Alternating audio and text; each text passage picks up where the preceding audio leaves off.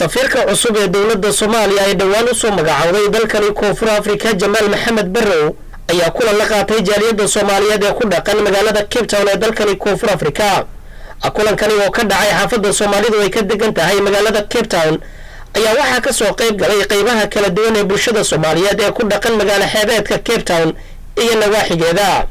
مسؤولين تيكون كاكابا شيء يادر دار نجيدي سفيرك عصوب الصومالية iyagoona safiirka ka codsaday inuu wax badan ka qabto dhibaatooyinka daashaday jaaliyada Soomaaliyeed ee ku dhaqan dalkani Koonfur Afrika shaqada loo dhiibtay oo ay dawladda wakiil uga yihiin waxaan ka codsanaynaa sida ay taan uga soo baxaan oo isugaan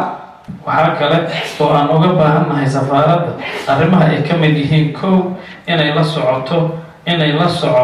kana warqabto muwaadiniinta Soomaaliyeed ee jooga dalka noloshooda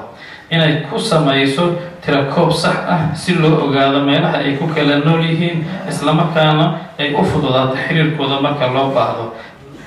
waxaan xaq u leenahay haddaan nahay shacabka halkan jooga ee dadka Soomaalida ah halkan ku nool in ay noo adeegaan ay noo shaqeeyaan dhiigayna iyo hantidayna ayaguna waxay xaq noogu leeyihiin inaan ku saacidno sida ay anaga noogu shaqeyn lahaayeen safaaradda diplomatic mission ka u joogto in dadkeeda badbaadiso tan loogu talagalay shaqada ugu horeyso leedin taas waa shaqada ayada waxa laga doonaynaa adiga codsanaynaa inaad si fiican u qabsataan waxaan ka wada wili Soomaaliya hadii kaliya jamaacada lagu dilo safiirka waxaan rabaa haduusan imaaninna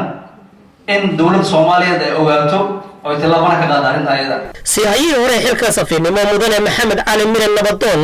ayaa mikrofoonka ku soo dhaweeyay safiirka cusub waxa aan rabaa markaan inaan safiirka ku soo dhaweeyo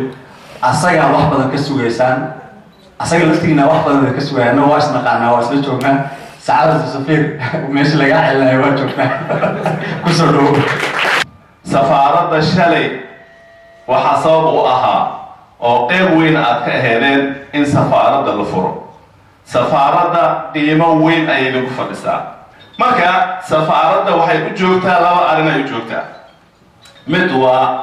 in ay hagaajiso ama ay ka shaqeyso xiriirka labada dal inuu wanaagsanaado tan labaad waxa waaye in ay u adeegto jaaliyadda Soomaaliyeed in ay u adeegto adeegyadii ay u baahnaayeen ay siiso